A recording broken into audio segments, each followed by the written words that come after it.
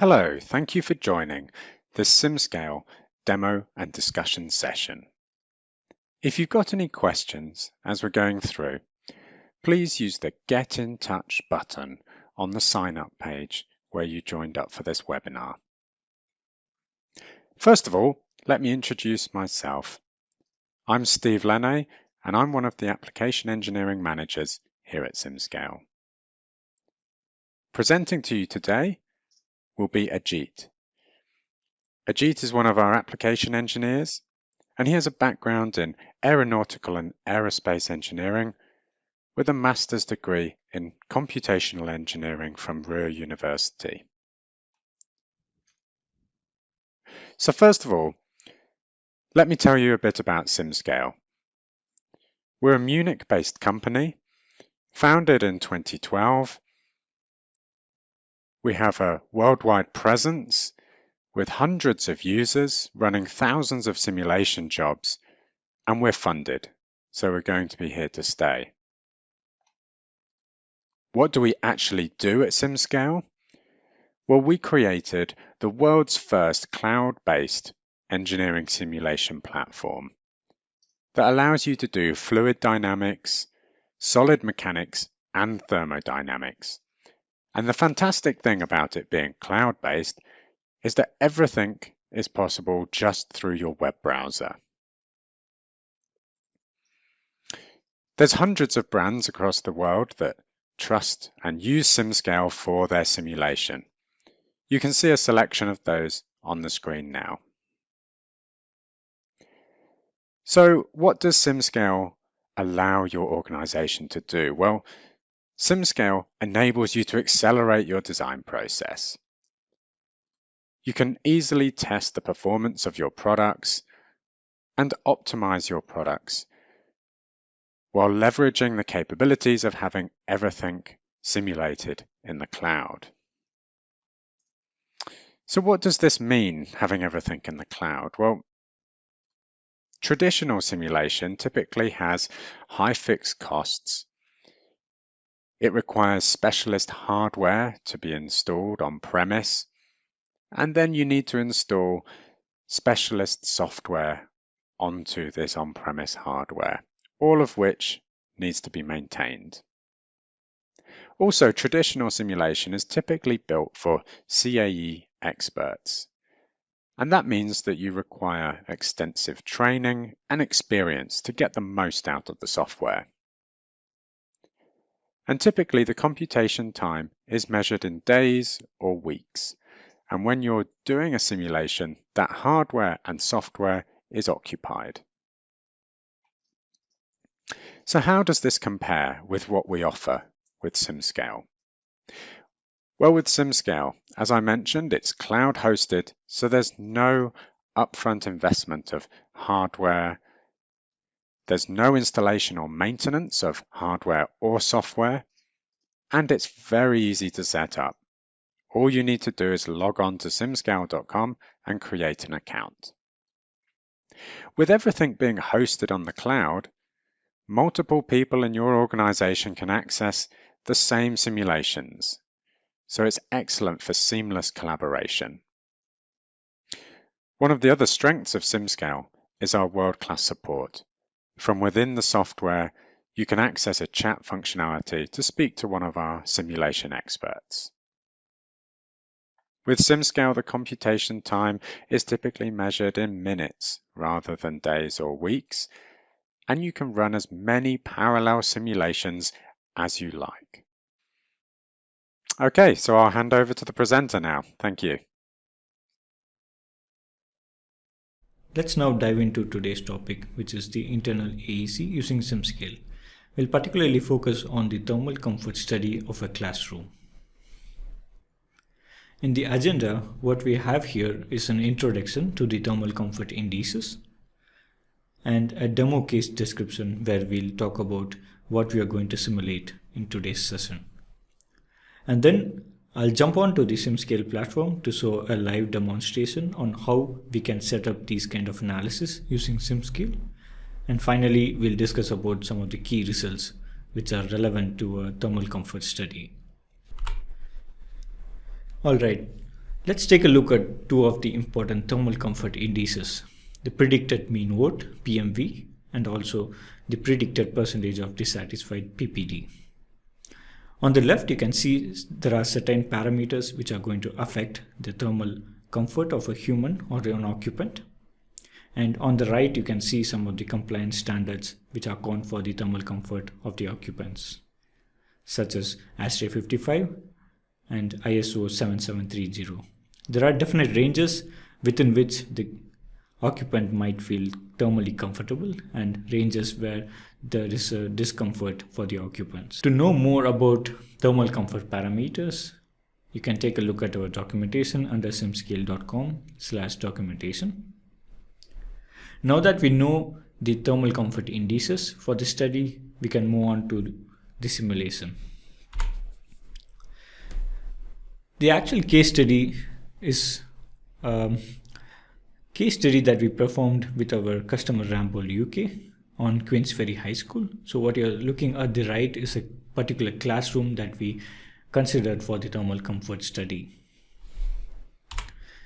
A bit of background on what we're going to simulate again is a particular classroom from this high school where we would like to see whether the thermal comfort is within the compliance of ASHRAE 55, which is based on PMV and PPD as we have seen in the previous slides. Now that we know what you're going to simulate, it's good to actually define the problem statements for a CFD simulation, where we define actually what we are going to expect from a CFD simulation or the solution. So for this particular thermal comfort study, we have three major questions to be answered. The first one being, does this classroom comply with the thermal comfort criteria? And by thermal comfort criteria, we have two important parameters to check for, which is the temperature. So the next question will be, is the temperature maintained between 25 degrees Celsius and 27 degrees Celsius? And also if the airspeed is within the compliance range of 0 to 0.2 meter per second. Once when the problem is defined, the starting point of a simulation is to import the 3D model, which is the CAD geometry, which we will be using for the simulation. To start a simulation within SimScale, we would need to import the 3D model. So this can be designed with any of your CAD tools that you use in your current workflow. The important aspect of modeling a 3D CAD for simulation is that we need to have particular details that we require to set up the boundary conditions or the physics of the simulation.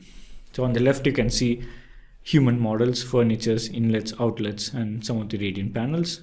So the key aspect is that you need to actually have them as a face or a volume in your 3D model. Once when this 3D model is imported into SimScale, you can start setting up the simulation. So up next, I'll be moving on to the platform to show you how we can set up these particular analysis with SimScale and also how to extract some of the important results within SimScale. As you know, SimScale is a completely web-based simulation tool. So you're looking at the browser where I have opened the post-processing scene. What you're looking at here is a temperature distribution on the surfaces of this particular classroom. So let's imagine if you want to check the temperature at two different locations of your classroom. Let's say if you want to see the temperature of this particular occupant and also compare that with the temperature of this particular occupant at the other corner of the room. You can simply inspect any point inside the classroom to see the temperature. Let's say this particular occupant has 31.5 degrees Celsius, whereas the occupant on the other side of the room has 25.45 degrees Celsius. There's a huge difference between the temperature between the occupants here, which can be actually extracted from the result analysis. In addition to this, you can actually see the velocity distribution at a particular location, just like this. We have created a cutting plane under the diffuser to see how the diffuser inlets are acting with the temperature or the velocity distribution of the room. So as you can see near the inlet, the temperature distribution has a high velocity, which means there is a rough draft just beneath the diffusers. So this might affect the thermal comfort of this particular occupant who was seated right below the diffuser inlets.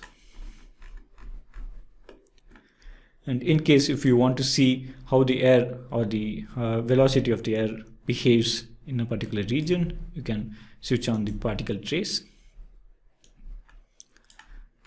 As you can see here, which shows actually the trace of the velocity of air right beneath the diffuser. You can even animate that to see how the air moves.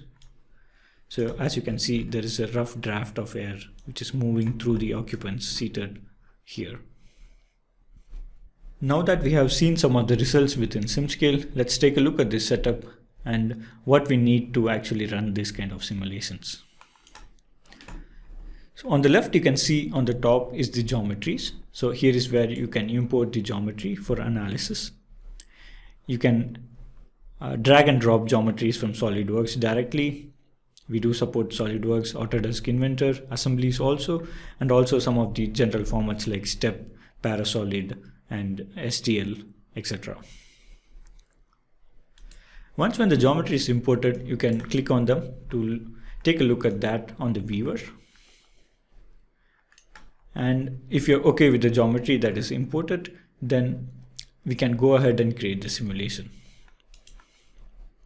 For this particular type, we would need to consider the heat transfer, so we'll go for convective heat transfer. And by pressing the create simulation, you can see a list of simulation parameters shown on the left, which is called the simulation tree. Here is where you actually set the conditions and also the physics of the simulation. So you can see the red circles where we need to actually address them before starting the simulation. For example, you would need to set the materials. So you can pick a material from the default library or use your custom material and select the volume which is going to act as the material selected. And next you would have to set the boundary conditions, which defines the physics of this simulation, which includes inlet, outlet, and also the heat sources that you want to set up. For the demo, I'll take a look at the already prepared setup where we actually have the inlets at these particular faces, which is going to act as a diffuser inlet, and we have a particular fixed value for the inlet. In case if you have a flow rate, you can select the flow rate and give the flow rate here as the inlet, or otherwise you can go ahead with the fixed value. And the outlets are selected similarly. And to set the heat generating sources, you can set a wall condition and give a fixed value temperature to it. In case if you know the turbulent heat flux of the particular phase that you're going to simulate, you can give the turbulent heat flux and give the value here.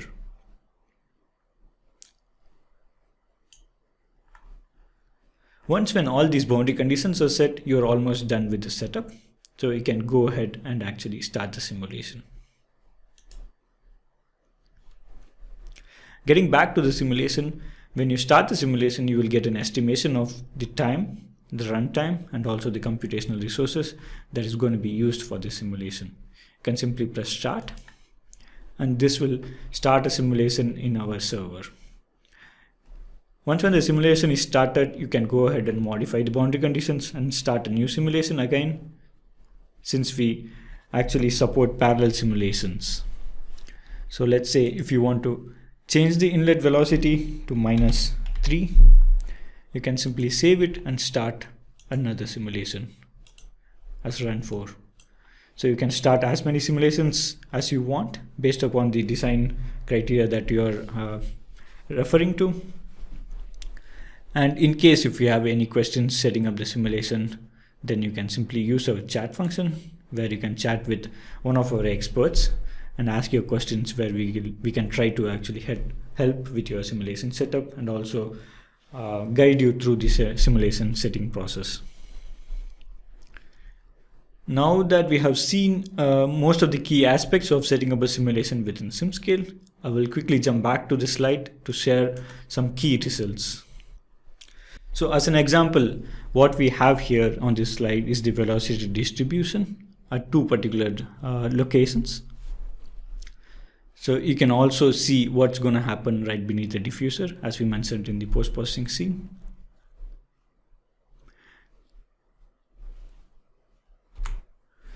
And you can put a horizontal cutting plane at the human sitting level on this thing, as you can see on the right. You can plot the distribution of velocity and temperature.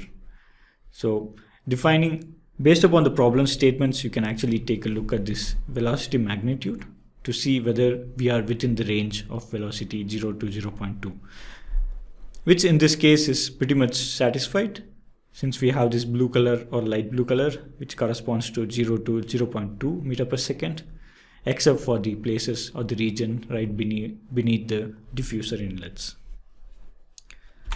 And here's the same cutting plane with the temperature distributed. Here also you can see that most of the temperature ranges are within the standards, so which is between 25 and 27 degrees Celsius. Up next, you can also see the PMV index for this particular simulation, where you can see this is plotted with green being the neutral or the thermally comfortable region of this particular scale. Also, you can see the PPD value. So here everything is blue in color, which means that the PPD is well below 20% for most of the region inside the classroom. This again complies with the standards that we are comparing to. So this way you can actually get insights from the simulation and also make design changes if you have a particular region which is not under the compliance standard. That is all for today. Thank you.